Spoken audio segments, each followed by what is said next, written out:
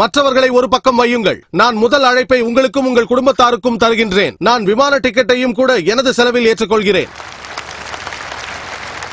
IRF-ற்கு வாருங்கள். உங்களை நாங்கள் வரவேற்கிறோம்.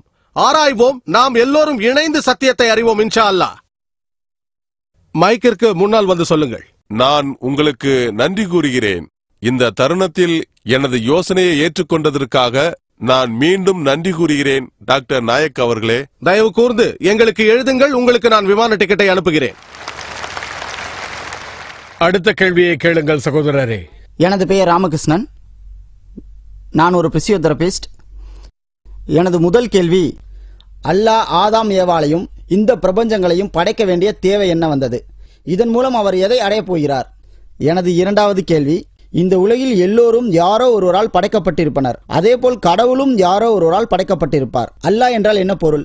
சகோதரர் 3 கேள்விகள் கேட்டார். முதல் கேள்வி, இறைவன் ஏன் ஆதாம் ஏவாளை படைத்தான், எதற்காக இந்த உலகை இப்படி படைத்தான் என்று கேட்டார்.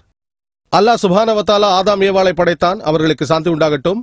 படைத்தது இந்த மனித சமுதாயம் உண்டாகத்தான். அவர்கள்தான் நமது முதல் முன்னோர்கள். அல்லாஹ் சொல்கிறான் சூரா அல் ஹுஜராத்தில் அத்தியாயம் 49 வசனம் 13, யா அய்யுஹன் நாசு இன்ன கலக்னாகும் மின் ஸக்ரின் வ உன்ஸா வ ஜஅல்னாகும் ஷுபன் வ கபாயில லிதஅரஃபு இன்ன அக்ரமக்கும் இன்தல்லாஹி அத்காக்கும் இன்னல்லாஹு அலீமுன் கபீர். ஓ மனித இனமே, நிச்சயமாக நாம் உங்களை ஓர் ஆண் ஒரு பெண்ணிலிருந்து படைத்தோம். நீங்கள் ஒருவரை ஒருவர் அறிந்து கொள்வதன் பொருட்டு பின்னர் உங்களை கிளைகளாகவும் கோத்திரங்களாகவும் ஆக்கினோம். ஒருவரை மற்றொருவர் இழிவுபடுத்த அல்ல. ஆகவே உங்களில் எவர் பயபக்தி உள்ளவராக இருக்கிறாரோ அவர்தான் அல்லாஹ்விடத்தில் நிச்சயமாக கண்ணியமிக்கவர். ஒரு மனிதனை சீர்தூக்கி பார்க்கும் அளவுகோல் பணம் அல்ல, நிறம் அல்ல, இனம் அல்ல, புகழ் அல்ல, அது தக்வா மட்டுமே. அதுதான் இறை உணர்வு, அது நேர் வழி, அது இறை பக்தி. ஆகவே ஆதாம் மற்றும் ஏவாள் அவர்களுக்கு சாந்தி உண்டாகட்டும், அவர்கள் நமது முதல் முன்னோர்கள். உங்களுக்கும் அப்படித்தான், எனக்கும் அப்படித்தான், மொத்த மனித இனத்திற்கும். அதனால் தான் உங்களை சகோதரர் என்று அழைக்கிறேன். மனித தன்மையில் நாம் எல்லாம் சகோதரர்கள்.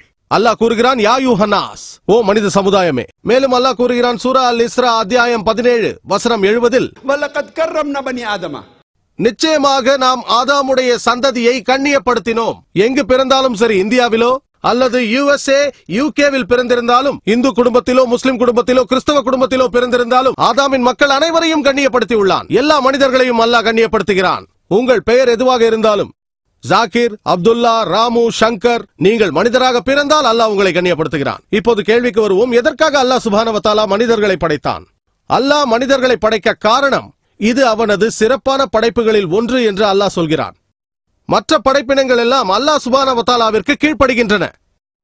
வானவர்கள் இருக்கிறார்கள். எல்லாம் வல்ல இறைவனிடும் கட்டளைகளுக்கு அவர்கள் கீழ்ப்படுகிறார்கள். அவர்களுக்கென்று தனி மனப்பாங்கு கிடையாது. அல்லாஹ் சுப்ஹானஹு வ தஆலாவால் படைக்கப்பட்ட மனித இனத்திற்கு சுய மனப்போக்கு உண்டு. நாம் அவனுக்கு கீழ்ப்படியலாம், கீழ்ப்படியாமலும் இருக்கலாம். அல்லாஹ் அத்தகைய படைப்பினையே படைத்துள்ளான். நாம் அல்லாஹ்வின் சிறந்த படைப்புகளிலும் அமைப்புகளிலும் ஒன்றாக இருக்கிறோம். ஆனால் இறைவனுக்கு கீழ்ப்படிதலுக்கும் கீழ்ப்படியாமைக்கும் உள்ள தேர்வு நம்மிடம்தான் உள்ளது. இறைவனுக்கு கீழ்ப்படிந்தால் ஜன்னாவுக்கு செல்வோம், சொர்க்கத்திற்கு செல்வோம், இறுதியில் பேரானந்தம் அடைவோம். கீழ்ப்படியாமல் இருந்தால் நாம் செல்வது நரகத்திற்குத்தான்.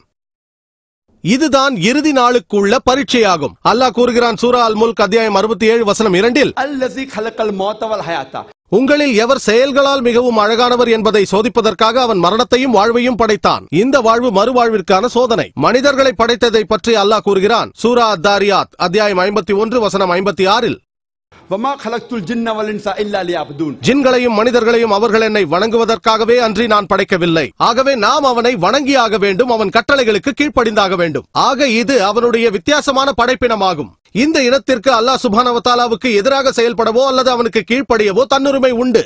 மற்ற எல்லாமே, நட்சத்திரங்கள், மரங்கள், மலைகள் எல்லாமே குர்ஆன் சொல்கிறது அல்லாஹ் சுப்ஹானஹு வ தஆலாவிற்கு சஜ்தா செய்கின்றன, அவனுக்கு தாழ்படுகின்றன, அவனுக்கு கீழ்ப்படுகின்றன. நமக்கு சுயமனப்போக்கு உண்டு. அல்லாஹ் நமக்கு சுயமனப்போக்கை அளித்துள்ளான். அப்படி இருந்தும் நாம் கீழ்ப்படிந்தால் நாம் வானவர்களை விட உயர்ந்து விடுவோம்.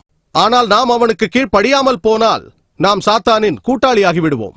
ஆகவே இறுதி நாளின் சோதனைக்காகத்தான் அவன் நம்மை படைத்திருக்கிறான். உங்கள் இரண்டாவது கேள்விக்கு வருவோம். எல்லாவற்றிற்கும் படைப்பாளன் உண்டு. இறைவனை படைத்தது யார்? எல்லாவற்றிற்கும் படைப்பாளன் உண்டு என்று யாராவது சொன்னால் அது தவறாகும். எல்லா படைக்கப்பட்ட பொருளுக்கும் படைப்பாளன் உண்டு. ஆனால் இறைவனின் இலக்கணம் அவன் படைக்கப்படாதவன்.